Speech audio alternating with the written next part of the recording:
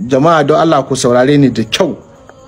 Typhoid da dama yana iya hada fitina da mutum zai typhoid da ya mishi chronic.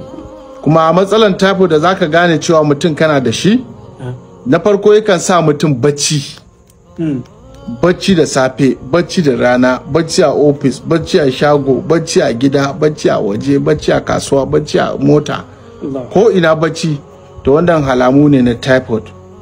Kuma matsalan typhoid ɗan jarida, jama'a don Allah ku saurare ni da kyau.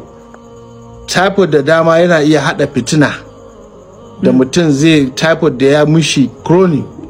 Ya rika mafarki da makwabcin shi ko dan uwan shi a mafarki, ya ga zahiri kamar maye ne, ana tunanin maita. Wallahi typhoid bala'i ne, yana sa munanan mafarkai sosai da sosai. Mutum za ga ga makiya sun zo sun daure ka kamar zaka mutu.